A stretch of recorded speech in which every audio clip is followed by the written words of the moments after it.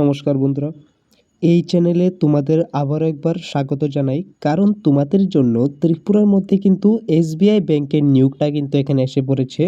যেখানে তোমাদের কিন্তু কোনো এক্সাম হবে না, ডাইরেক্ট সিলেকশন হবে। কোনো এখানে পরীক্ষা নেই। আবেদন কিন্তু শুরু হয়ে গেছে। কিভাবে আবেদন করবে সকল তথ্য আমি এই ভিডিওর মধ্যে আলোচনা করেছি। তো অবশ্যই ভিডিওটাকে এন্ড পর্যন্ত দেখবে এবং যারা এখনও ভিডিওটাকে লাইক করোনি ফটাফট একটা লাইক করে দাও এবং যারা এখনও চ্যানেলটাকে সাবস্ক্রাইব করোনি বা চ্যানেলে নতুন আমার চ্যানেলে টক উইথ জিৎ চ্যানেলে, তো অবশ্যই চ্যানেলটাকে সাবস্ক্রাইব করে দেবে। তো চলো ভিডিওটাকে শুরু করি। তো সর্বপ্রথম আমি আলোচনা করব ভ্যাকান্সি সম্পর্কে, যে তোমরা এসবিআই যে নিয়োগটা এখানে এসেছে যেটার মধ্যে কোনো রকম এক্সাম হবে না, এটার মধ্যে তোমাদের শূন্য পদ বা ভ্যাকান্সি কতটুকু রয়েছে। তো অ্যাকর্ডিং টু দ্য নোটিফিকেশন এসবিআইয়ের তরফ থেকে যেটা দিয়েছে 826টি কিন্তু শূন্য পদের মধ্যে তোমাদের নিয়োগটা কিন্তু এখানে এসেছে, যেটা খুব বড় একটা নিয়োগ তোমরা বলতে পারো বা শূন্য পদের মধ্যে নিয়োগটা কিন্তু বলতে পারো। এর আগের বছর যখন এসেছিল তখন কিন্তু এতটুকু ভ্যাকেন্সি ছিল না এখানে, এর চেয়েও কম ছিল, অর্থাৎ 400-র চেয়েও কম ছিল।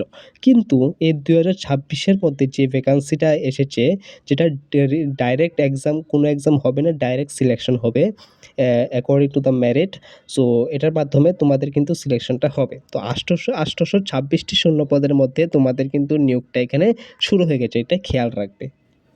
এখন আমি একটু আলোচনা করব যোগ্যতা অর্থাৎ এডুকেশন কোয়ালিফিকেশন সম্পর্কে, যে দাদা আমরা যদি এখানে আবেদন করি তাহলে আমাদের এডুকেশন কোয়ালিফিকেশন কি লাগবে। তো আমি বা তোমরা থাম্বনেল দেখে অবশ্যই বুঝে গেছো যে তোমাদের এখানে কোনো এক্সাম হবে না, এখানে কোনোই পরীক্ষা হবে না বা কোনো রিটেন টেস্ট হবে না, ডাইরেক্ট তোমাদের মেরিট বেসডে কিন্তু সিলেকশনটা হবে, এটা খেয়াল রাখো। মেরিট বেসড কোন মেরিট বেসড, তো আমি বলে রাখি যে তোমরা যদি 12 পাস করে থাকো, এই তোমাদের যে 12 পাসের যে মার্কসটা রয়েছে, তোমার যে পার্সেন্টেজটা রয়েছে, এটার ভিত্তিতে তোমাদের কিন্তু এখানে নিয়োগটা তোমাদের সিলেকশনটা কিন্তু হবে।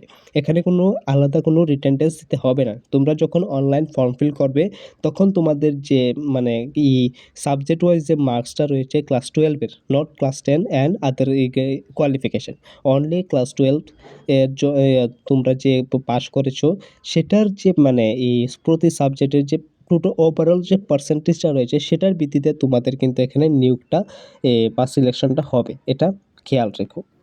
এখন আমি একটু বেতনের সম্পর্কে আলোচনা করব, যে তোমাদের যে স্যালারি বা তোমরা যে অ্যাজ এ বিগিনার যখন তোমরা সিলেকশন হয়ে এসবিআই ব্যাংকে কাজ করবে অ্যাজ একটা ওয়ার্কার হিসেবে বা এমপ্লয়ি হিসেবে, SBI employ as a government job, কিন্তু এটা কোনো এটা পার্মানেন্ট জব, নট টেম্পোরারি বা কন্ট্রাকচুয়াল।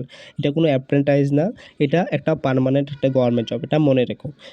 এখন আলোচনা করি যে তোমাদের স্যালারি কতটুকু থাকবে প্রথম মাসের মধ্যে যখন তোমরা এই আবেদন করবে। তো তোমাদের বেসিক পেটা এটা ফিক্স থাকবে যে 24,300 টাকা তোমাদের কিন্তু এখানে বেসিক পেটা হতে চলেছে, যেটার মধ্যে গভর্নমেন্ট যে অ্যালাউন্সেসগুলো রয়েছে, like DRS allowance, HRMS, house rent allowance, TMS, travel allowance, etcetera যতগুলি সরকারি চাকরিওয়ালা একটা এমপ্লয় পাই, সবগুলি তোমরা কিন্তু এখানে এসবিআই ব্যাংকে সিলেকশন হওয়ার পর এজ এ এমপ্লয়ি হিসেবে, এসবিআই এমপ্লয়ি হিসেবে বা ব্যাংক এমপ্লয়ি হিসেবে তোমরা কিন্তু এখানে পেতে চলেছো। তো তোমাদের ইনহ্যান্স যে স্যালারিটা থাকবে সেটা হচ্ছে 40,000-এরও বেশি। এটা হচ্ছে according to the 7th pay commission. যখন 8th পে কমিশন লাগু হবে তখন কিন্তু স্যালারিটা কিন্তু আরও হাইক পাবে, অর্থাৎ তোমাদের স্যালারি 50 থেকে 4,500 টাকার বেশিও কিন্তু হতে পারে। তো অবশ্যই এটা মনে রেখো এবং তোমাদের এটা মোটিভেশন হিসাবে মোটিভেশন হিসেবে রাখো এবং তোমরা কিন্তু এখানে অবশ্যই আবেদন করো। এখন আমি আয়ুসীমা অর্থাৎ এজ লিমিট সম্পর্কে একটু আলোচনা করব, যে তোমরা যদি এখানে আবেদন করতে চাও তো তোমাদের এজ লিমিট কতটুকু লাগবে। তো তোমরা জানো যে বিভিন্ন সরকারি চাকরির মধ্যে তোমরা যদি আবেদন করো তাহলে তোমাদের মিনিমাম যে বয়স বা এজটা রয়েছে সেটা হচ্ছে 18 বছর। তো এখানে সিমিলারলি এখানেও কিন্তু তোমাদের 18 বছর কিন্তু লাগবে, অ্যান্ড এটা হচ্ছে মিনিমাম বয়স, এবং তোমাদের যে ম্যাক্সিমাম বয়সটা রয়েছে সেটা হচ্ছে 32 বছর, অর্থাৎ 18 থেকে 32 বছর বয়স তোমাদের যদি হয়ে থাকে এখানে তোমরা কিন্তু অবশ্যই আবেদন করতে পারবে।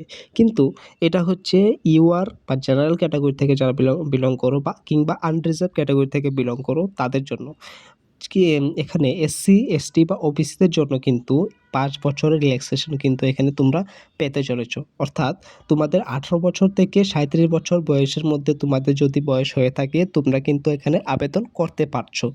যে এখানে এসসি, এসটি বা ওবিসির কথা আমি বলছি। ওবিসিরা 3 বছর, এসসি, এসটির জন্য 5 বছর। ওকে? এটা খেয়াল রাখুন। তো এসবিআই ব্যাংকের যে বিশাল শূন্যপদে যে নিয়োগটা এসেছে, এটার সকল মানে এটার সম্পর্কিত বা রিগার্ডিং সকল তথ্য আমি এই ভিডিওর মধ্যে আলোচনা করেছি। তো তোমরা অবশ্যই জেনে গেছো কি কি লাগবে, কি কি মানে কি কি রিকোয়ারমেন্টস প্রয়োজন, এজ লিমিট কতটুকু, সকল তথ্য আমি এই ভিডিওর মধ্যে আলোচনা করেছি। তো অবশ্যই তোমরা এন্ড পর্যন্ত মানে ভিডিওটা দেখেছো আমি আশা করি। তো অবশ্যই ভিডিওটাকে যারা যারা এখনও লাইক করোনি লাইক করে দাও, এবং যারা যারা এখনও চ্যানেলটাকে সাবস্ক্রাইব করোনি সাবস্ক্রাইব করে দাও, এবং যারা যারা চ্যানেল নতুন আছো আমি বলে রাখি এখানে আমি এই চ্যানেলের মধ্যে আমি কিন্তু গভর্নমেন্ট জব রিলেটেড যতটুকু সেন্স বা নোটিফিকেশান আসে তো এটা দেখে আমি কিন্তু এই চ্যানেলের মধ্যে একটা ভিডিও বানিয়ে তোমাদের জানিয়ে দিই। তো অবশ্যই মানে ভিডিওটাকে তো লাইক করবেই, চ্যানেলটাকেও সাবস্ক্রাইব করে রাখবে। কারণ আমি যখনই নোটিফিকেশান দেখে বা গভর্নমেন্ট জব রিলেটেড যে কোনো নোটিফিকেশান দেখে যে কোনো ক্ষেত্রে যখন নোটিফিকেশান আসবে তখনই আমি ভিডিও বানিয়ে তোমাদের কিন্তু জানিয়ে দেব। তো অবশ্যই ভিডিওটাকে লাইক করবে, চ্যানেলটাকে অবশ্যই সাবস্ক্রাইব করবে।